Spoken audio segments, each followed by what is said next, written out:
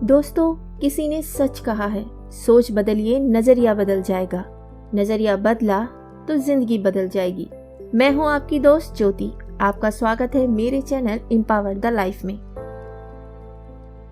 आज की कहानी का शीर्षक है डर से मुक्ति कैसे पाएं। दो साधु जंगल से गुजर रहे थे। एक गुरु था और दूसरा उनका शिष्य था। एक बुजुर्ग था और दूसरा युवा। बूढ़े साधु ने अपने कंधे पर एक झोली टांग रखी थी। कोई वजनी चीज लटकी हुई मालूम पड़ती थी। बीहड़ रास्ता था और दूर दूर तक कोई भी दिखाई नहीं पड़ता था। उस बूढ़े साधु ने अपने शिष्य से पूछा कि बेटे, जंगल में कोई डर तो नहीं है? अपने गुरु की बात सुन उस युवा सन्यासी को बहुत हैरानी हुई, क्योंकि आज तक उसके गुरु ने इस तरह का प्रश्न कभी नहीं पूछा था। वे युवा सन्यासी अपने गुरु से कहता है कि गुरुदेव, डर कैसा? ये जीवन तो नश्वर ही है, तो डर कैसा? गुरु ने कहा, ठीक है, अब हम आगे बढ़ते हैं। दोनों गुरु शिष्य अपने मार्ग में आगे बढ़ते हैं। रात और गहरी होने लगती है और सन्नाटा और ज्यादा छाने लगता है। गुरु दोबारा से अपने शिष्य से पूछता है, बेटे, कोई डर तो नहीं है ना? शिष्य चौंकता है और कहता है, डर कैसा और किस बात का डर? हम सन्यासी हैं, भला हमें कैसा डर? शिष्य की बात सुन गुरु ने कहा, ठीक है, हम आगे बढ़ते हैं। थोड़ा आगे चलने पर उन्हें एक कुआं मिलता है। शिष्य कुएं से पानी निकालता है और अपने गुरु को दे देता है। गुरु अपने शिष्य को अपने झोले को दे देता है और पानी पीने लगता है। शिष्य को शक तो पहले से ही था कि झोले में कुछ तो जरूर होना चाहिए, क्योंकि अकारण भय पैदा होना असंभव है। जैसे ही शिष्य अपने गुरु के झोले में हाथ डालता है, वह देखता है कि उसमें एक सोने की ईंट है। ईंट को देखते ही शिष्य समझ जाता है कि भय का कारण यही है। वह इस ईंट को झोले से निकालता है और उसे फेंक देता है और उसकी जगह उसी की तरह का पत्थर रख देता है।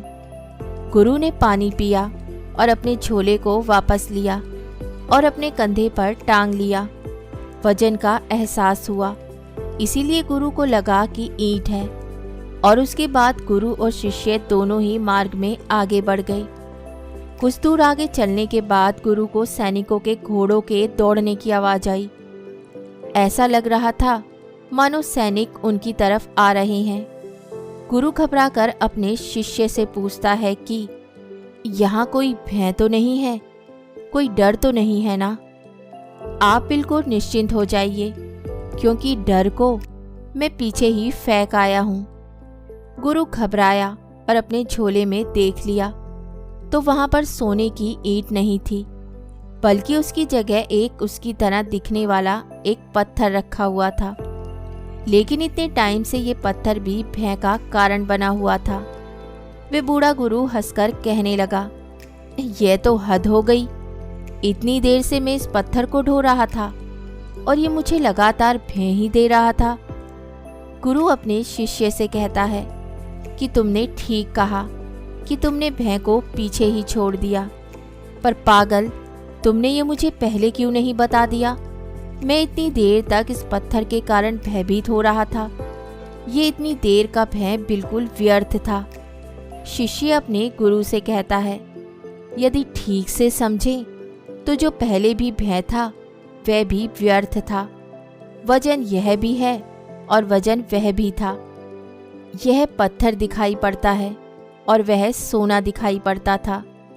यदि आप भी इस पत्थर को ना देखते तो आपकी पूरी रात डर में बीतती। उसके बाद वे बूढ़ा गुरु अपने झोले से उस पत्थर को निकालकर फेंक देता है और पूरी रात निश्चिंतता के साथ सोता है। तो दोस्तों, भय सिर्फ हमारी मान्यताएं हैं। यदि आप वास्तविकता को नहीं देखोगे तो सोना भी भय देगा और पत्थर भी भय देगा।